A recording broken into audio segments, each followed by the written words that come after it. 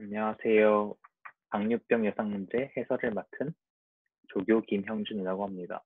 오늘은 당뇨병 문제를 콜앱 환경에서 풀어보겠습니다.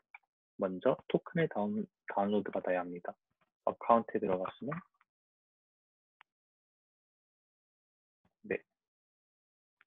아래쪽에 Create New API 토큰이라고 있습니다. 이걸 클릭하시면 정상적으로 다운로드가 되는데요.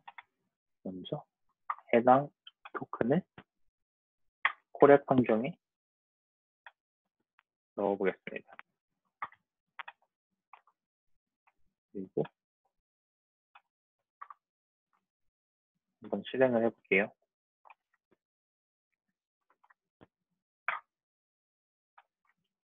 해당 과정이 의미하는 것은 먼저 Kagle을 언인스톨 해주고 PIP를 업데이트 해준 다음에 Kaggle 버전을 1.5.6 버전으로 맞춘 겁니다. 그리고 Kaggle 버전을 출력을 해보면 여기 1.5.6 버전이 다운로드가 되었다고 뜨는 것을 볼 수 있습니다. 근데 지금 kaggle.json 파일이 없다고 나오는데 해당 작업을 실행을 해주고 실행을 해주면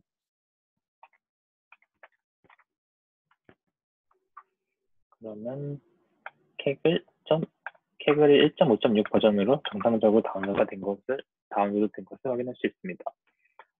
이게 무슨 과정이냐면은 Kaggle이라는 폴더를 홈 디렉토리에 만들고 make 디렉토리 이렇게 폴더를 만드는 거죠. 그리고 kaggle.json 파일 여기 업데이트한 거를 여기 이 폴더 내에 복사해주고 그리고 권한을 설정해 주는 것입니다. 그 다음에 Kaggle 버전을 보면은 1.5.6 버전이 깔려 있습니다. 근데 이 두 과정을 거치고 나면 정상적으로 Kaggle API를 사용할 수 있습니다. 해당 코드들은 시험 시간에 제공되지 않기 때문에 숙지하시고 오시는 것이 좋으실 것 같습니다. 만약 콜앱 환경에서 작업을 하실 거면 반드시 알아야 되는 코드입니다. 그럼 이제 당뇨병 예상 문제 API를 한번 사용해 보겠습니다.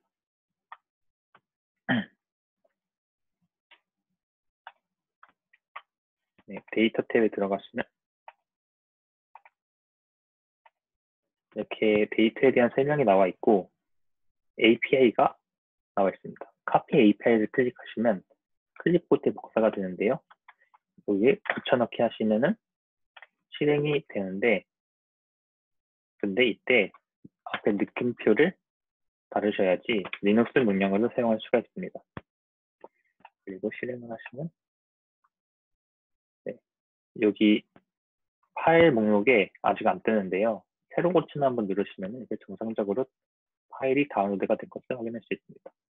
이제 해당 파일을 그 zip 파일이기 때문에 zip을 풀어야 하는데 똑같이 느낌표를 치시고 unzip 그리고 파일명을 치신 다음에 .zip을 써도 되고 안 써도 됩니다. 안쪽에 보겠습니다. 그러면 이렇게 압축 해제가 되는데요. 새로 고침 누르기 전에도 표시가 되는데 안 뜨시면 새로 고침 한번 해보시고요. 이제 데이터들이 받아졌습니다. 이제 해당 데이터들을 이렇게 눌러서 열어보는데 이러한 데이터셋으로 이러한 구성으로 이루어져 있습니다. 그냥 이 데이터가 크면은 눌러가지고 안 열리는 경우도 있으니까 코드로 한번 불러오는 것을 하겠습니다. 저는 이번 실습에서 판다스를 사용할 거기 때문에 판다스를 pd로 인풋해 오고요. 그리고 데이터라는 변수에 CSV 파일을 읽어올 거기 때문에 해당 경로를 복사하고 불러오고요. 그리고 데이터 말고 테스트도 불러올 거죠. 같은 분류하는 거기 때문에 좀 빠르게 한번 진행을 해보겠습니다. 네. xtest라고 변수 이름도 바꿔주고 네, 그 submit 파일까지 여기서 다 불러올게요. 네, 이렇게 되면은 총 세 가지의 파일을 불러왔는데요. 한번 확인을 해봅시다. 판다스로 분류하기 때문에 해당 파일은 판다스의 데이터 프레임이라는 그 타입을 가지고, 그리고 이게 표처럼 출력이 되는데요. 이 표가 좀 많이 출력이 되니까 헤드 부분만 출력을 해보겠습니다. 헤드에 뭐 3을 넣으시면 3개만 출력할 수도 있는데요. 네, 먼저 데이터라는 그 변수에는 이런 게 들어가 있고, 그리고 x에도 똑같이 x 테스트도 한번 출력을 해볼게요. 그러면 이런 식으로 들어가 있는데 차이가 라벨이 있다 없다입니다. 그래서 이 그 트레인에서 해당 피처들을 사용하고 해당 라벨들을 타깃값을 준 다음에 학습을 진행을 하고, 그 다음에 네, 이렇게 X 테스트에서는 해당 피처들을 사용하고 프레딕션한 값을 그 서브밋 파일에다가 넣어가지고 제출을 하시면은 최종적으로 문제가 마무리가 됩니다. 네. 서브밋 파일에는 이렇게 현재는 다 0으로 라벨링이 되어 있는데 0과 1로 라벨링을 해가지고 제출을 하셔야 합니다. 그래서 당류병이면 1, 아니면 0, 바이너리 클래시피케이션 문제, 즉 이진 분류 문제가 되겠습니다. 이제 출력을 한번 해봤으니까 출력한 결과물들을 지우고, 그리고 데이터를 좀 더 분석해 볼게요.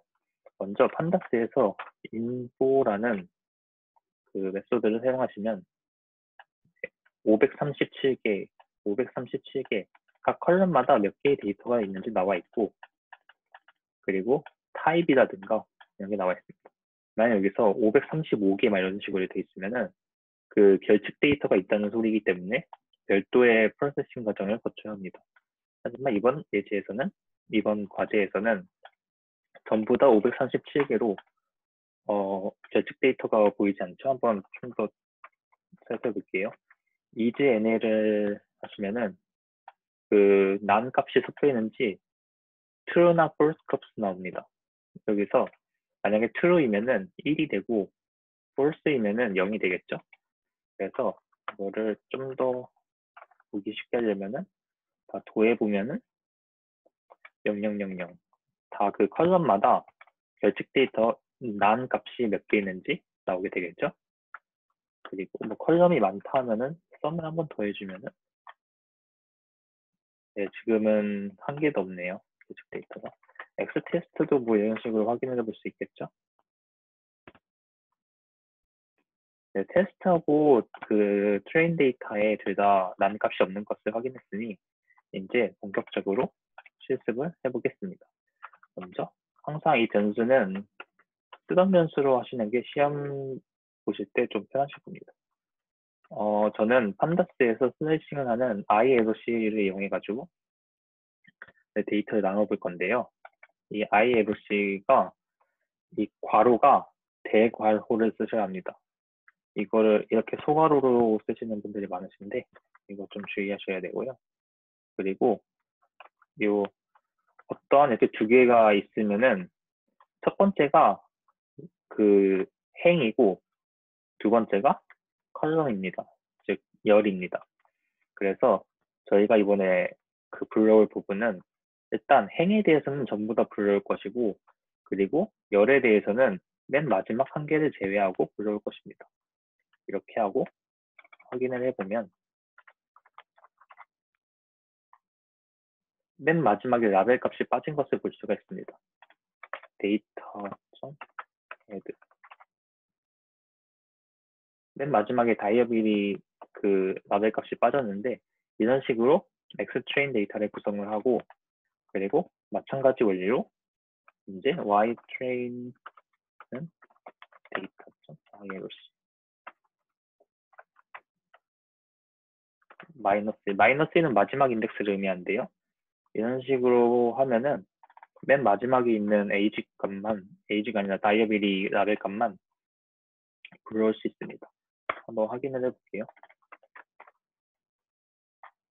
네, 00101 이런 식으로 그 잘 들어간 것을 볼 수가 있습니다. 판다스의 그 시리즈라는 데이터 타입으로 들어간 것 같은데요.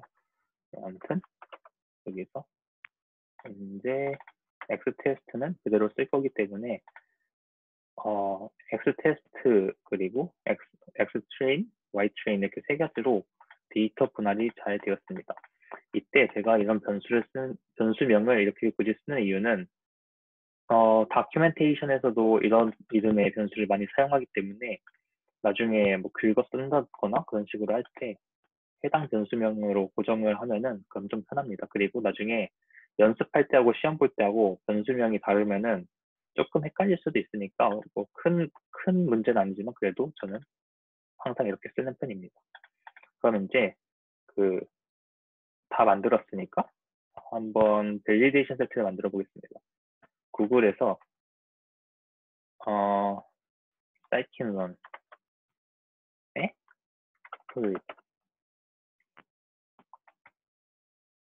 다큐멘테이션에서 테스트하고 트레인을 스플릿해주는 그런 설명이 들어가 있는 페이지에 왔습니다. 이 페이지에 들어가면은 파라미터 나와 있고 리턴 값 그리고 example이 나와 있는데 이 example에서 먼저 인풋을 해오겠습니다. 인풋을 해온 다음에 예제 코드를 똑같이 따라갈 건데요. 이 부분을 한번 그대로 써볼게요. 한 부분 지우고요. 네, 이렇게 하면은 이 x하고 y에 이제 저희가 넣어야 건 트레인 데이터이기 때문에 트레인 데이터 이렇게 넣고 네, 그리고 테스트가 아니라 밸리데이션 세트를 지금 만들 거기 때문에 밸리데이션을 넣겠습니다. 그러면은 이렇게 실행을 하면은 네, 이렇게 밸리데이션 세트로 이렇게 만들었는데요. 이제 한번 쉐입을 한번 보겠습니다.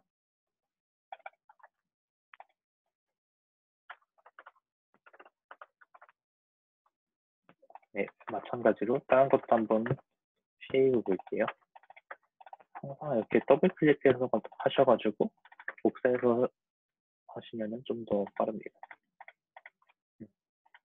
그리고 제가 약간 이렇게 단축키로 셀을 지금 만드는데 이런 거 하시려면은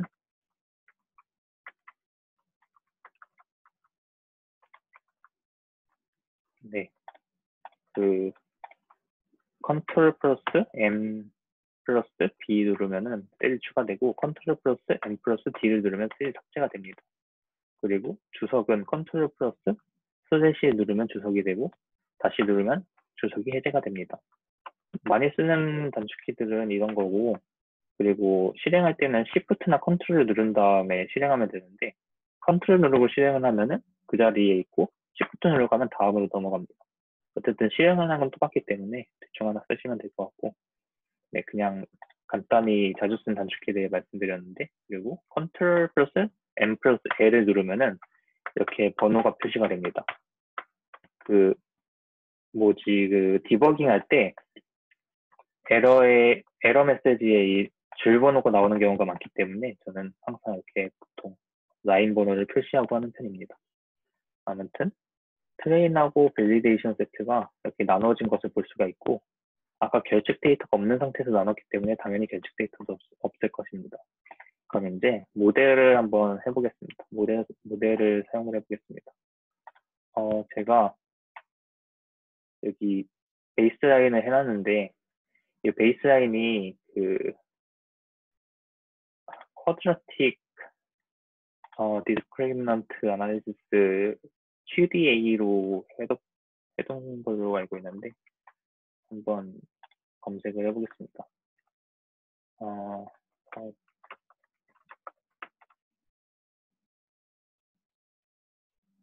쿼드라틱이 아닌가?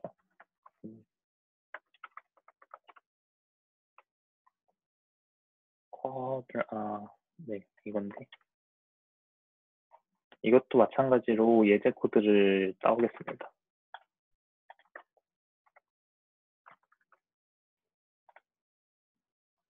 네. 이렇게 하면은 먼저 모델을 선언을 해주고요.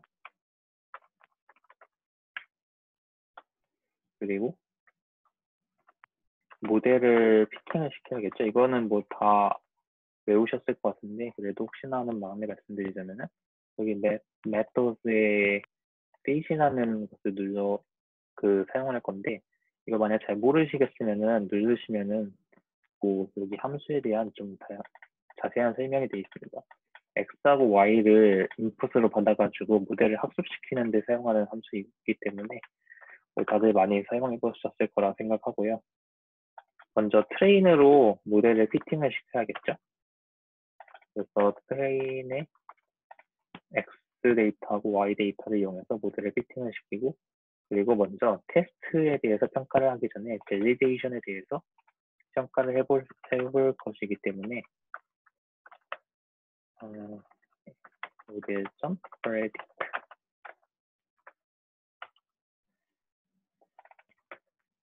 이렇게 한번 평가를 해볼게요. 그리고 이렇게 평가한 값을 predict라는 변수에 한번 저장을 해보겠습니다. Shift 엔터 누르면 2개가 들어가야 되는데 3개가 들어갔다고 뜨네요. 이게 y 값이 들어가면 안 되겠죠? 이렇게 하면은 그럼 predict라는 변수 안에 0과 1로 predict이 된 값을 볼 수가 있습니다. 쉐입을 보면은 당연히 178개가 나오겠죠? 그 밸리데이션 세트가 178개니까 178개에 대한 라벨이 예측이 되었고요. 그리고 해당 예측된 값이 얼마나 정확한가 한번 검증을 해보고 싶은데 어떤 평가 지표로 검증을 할 것이냐 못하고 있네요.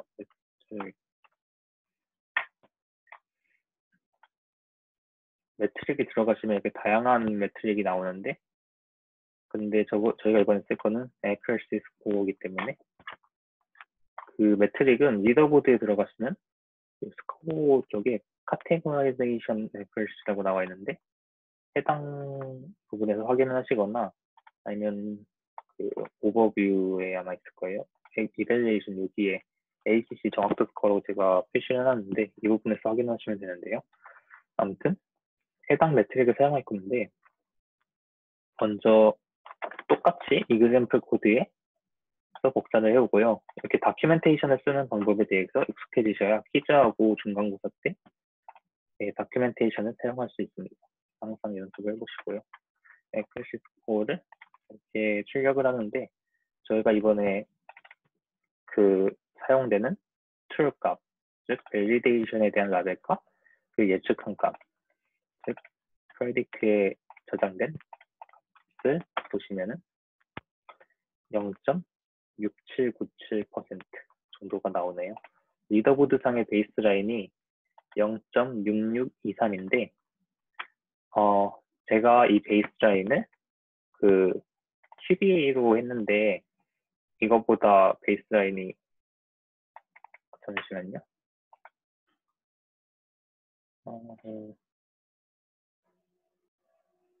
QBA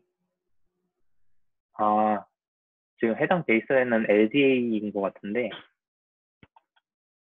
네, 아무튼 이게 성능이 잘 안 나오는 이유가 지금 밸리데이션하고 트레이너로 나눠가지고 데이터 개수가 상당히 적은 상태예요.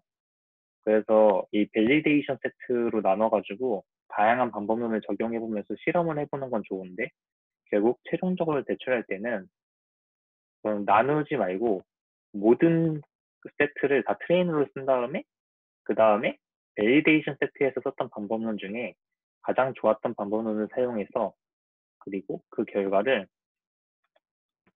제출하시면 되겠습니다. 즉 이번에 QBA를 사용했는데요.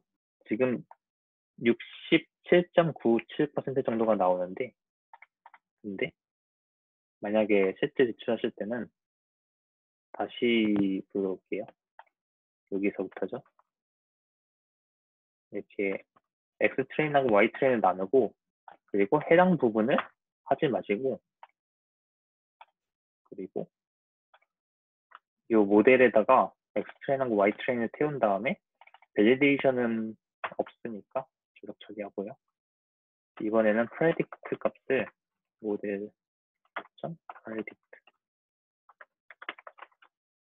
한 다음에 Y 테스트 값만 Y 테스트가 아니라 Y 테스트가 아니라 X 테스트 값만 사용해서 predict를 해보겠습니다. 근데 테스트를 볼 때는 이렇게 중간 점검을 못해요. 왜냐면은 라벨 값이 없으니까. 라벨 값은 그 밸리데이션 세트에서 있지만 테스트 셋에서는 없기 때문에 해당 부분은 하지 못하지만 한번 그럼 일단 제출을 해보겠습니다. 먼저 서브밋 파일에다가 이 다이어빌리즈라는 컬럼에 저희가 프레딕한 라벨 값들을 입력을 해야 되는데요. 네. 프레딕한 값이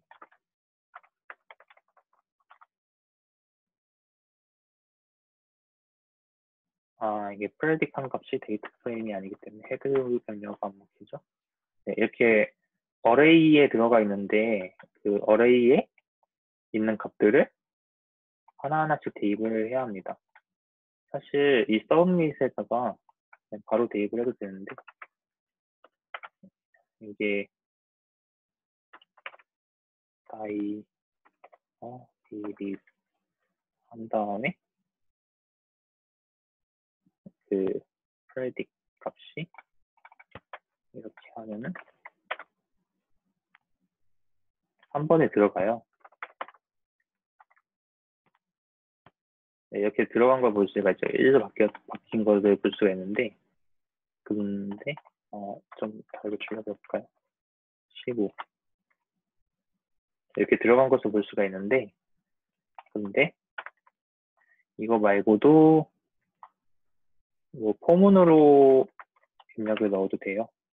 한번 보여드릴게요. 먼저 아까는 이렇게 넣어봤는데 이번에는 다르게 넣을게요.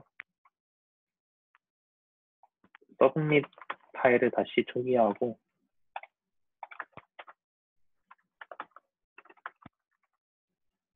서브밋 파일을 다시 불러왔기 때문에 0으로 다 들어가 있는데 이거를 이제 하나씩 넣어볼게요.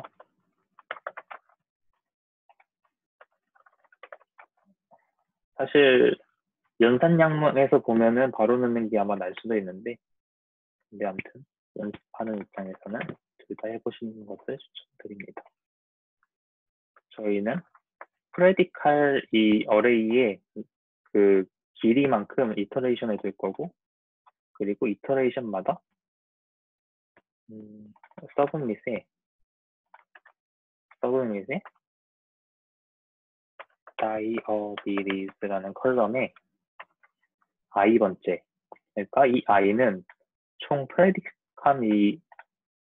프레딕한 그 어레이 변수죠. 어레이 변수의 길이만큼 이터레이션을 보는데 i는 0, 1, 2, 3, 4, 5, 6 이렇게 증가하는 그런 정수입니다. 아무튼 그래서 서브밋의 다이어비리즈라는 컬럼에 0, 1, 2, 3, 4 이런 식으로 인덱스가 주어지는데요. 그래서 이터레이션을 돌리면서 프레딕한 값에 i번째 값으로 넣는다. 이렇게 이터레이션을 돌리면은 그러면은 아까 그 명령어랑 동일하게 이게 값이 입력이 됩니다. 네, 한번 또 아까랑 똑같이 출력을 해볼게요. 이렇게 출력이 된 것을 볼 수가 있는데 0하고 1로 라벨링이 된 것을 볼 수가 있습니다. 이제 해당 파일을 제출을 해야 하는데 먼저 저장을 해야 합니다. CSV 파일로 저장을 해야 되는데 데이터 프레임에서는 toCSV라는 함수가 있습니다. toCSV라는 함수를 이용하면 쉽게 저장할 수가 있는데요. 뭐 이렇게 보면 변수가 많이 나와 있는데 이 다큐멘테이션에서 보셔도 되는데 해당 구문 정도는 외우시는 것을 추천드립니다. 아니면 시험이나 퀴즈 때 좀 당황할 수 있기 때문에 그 다 읽고 하는 것보다 자주 쓰는 건 좀 알고 있는 게 좋겠죠. 네, 먼저 파일명을 지정을 해주시고 그리고 모드 쓰기 모드로 할 거기 때문에 모드 지정해 주시고, 그리고 저희 헤더라고 불리고 여기 인덱스라고 불리는데 헤더가 있어야 합니다.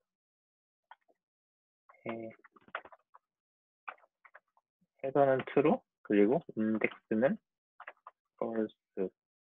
이 인덱스 정보는 없고 헤더 정보는 있고 이렇게 저장을 해주셔야 에러가 발생하지 않을 것 같습니다.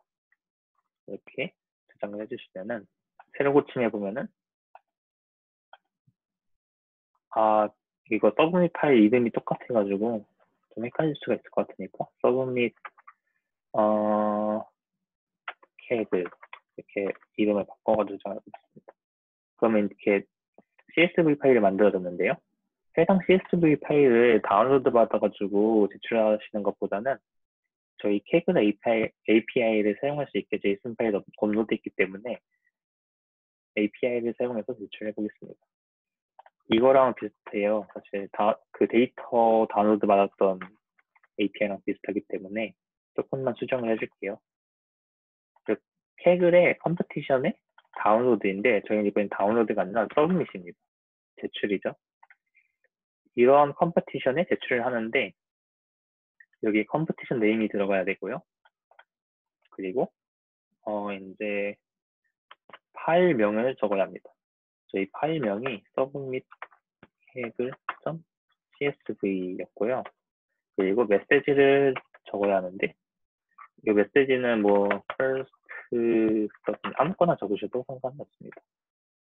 이제 이거를 실행을 하면은 제출이 되는데요. 네, 정상적으로 제출됐다고 메시지 같은 거 확인하시고 그 My Submission 가면은 76.623%가 나온 것을 볼 수 있습니다. 베이스라인이랑 똑같은데요. 이렇게 아무것도 처리하지 않고서도 베이스라인을 넘길 수 있게 제가 해놨는데, 네.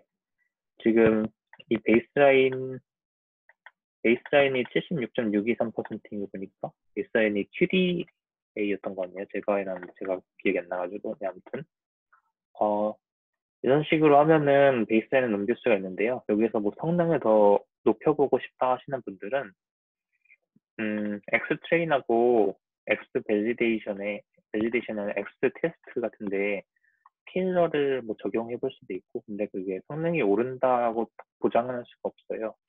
한번 실험적으로 해보셔야 될 것 같은데, 네. 그 스케일러 적용하는 거는 그리 어렵지 않아요. 이게 스케일러가 총 4가지 종류가 있는데 그 중에 한 가지만 일단 보여드리자면은 렉스 스케일러. 네, 많이 해보셨을 거라 생각하고 좀 빠르게 일단 해볼게요. 네.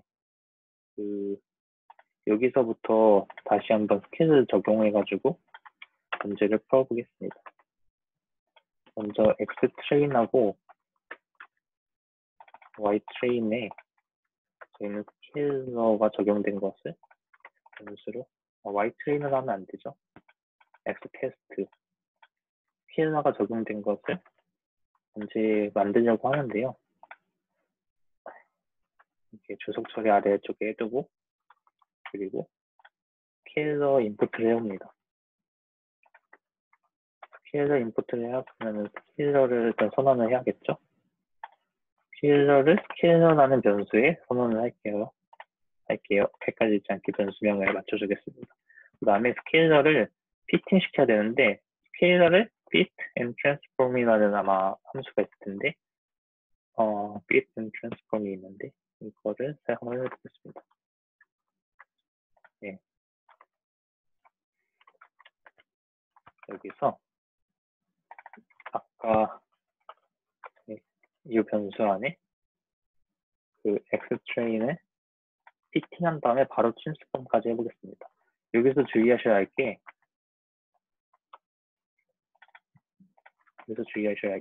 fit and transform은 트레인 데이터에만 쓰셔야 합니다. 테스트 데이터에서는 피팅을 하시면 안 됩니다. 저희가 테스트 데이터는 처음 보는 거잖아요. 그러니까 라벨링 값 없이. 그래가지고 네, 이렇게 하셔야 합니다. X 테스트를 넣어가지고 스케일러가 적용된 x를 각각 만들어줍니다. 네, 이제 이 두 가지 변수로 아래에 있는 코드들을 대체를 할 건데요. 안 쓰는 코드는 다 주석 처리하고, 네. 이 부분에서 x트레인하고 y트레인은 그대로인데 x트레인이 스케일러가 적용된 변수였죠. 이렇게 넣어주시고, 그리고 x테스트도 스케일러가 적용된 그거죠. 넣어주시고, 네. 기존의 코드를 그대로 사용하면 되는데 조금 바꾸면은 되겠죠. 그럼 이제 서브밋을 다시 0으로 초기하고 0이 아니라 1이 섞여 있네. 아, 이거 제가 아까 그 toCSV 할 때 똑같은 이름으로 저장을 해가지고 기존의 샘플 서브미션 파일이 이렇게 됐어요. 근데 어차피 이 위에다 덮었을 거기 때문에 상관이 없으니까 그냥 이대로 사용하겠습니다. 네. 이렇게 넣어주고 나서 모습인데요. 이제 해당 파일 한번 제출을 해보겠습니다. 아까는 메시지가 first submit인데 저희는 이번에 두 번째 제출이기 때문에 주석 메시지 같은 느낌으로 submission 두 번째 submission이라고 해가지고 제출을 해보겠습니다. 그러면은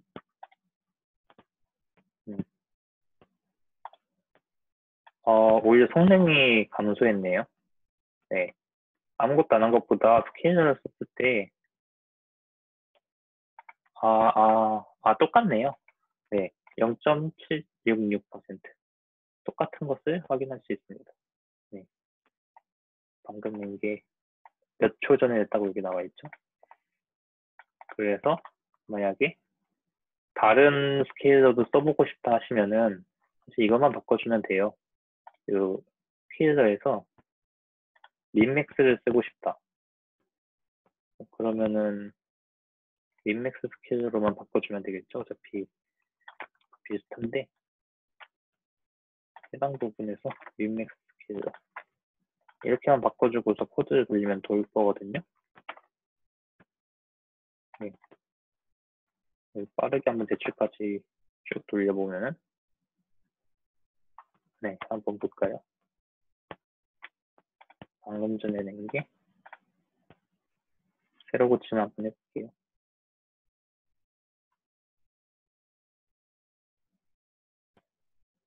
성능 변화가 없네요.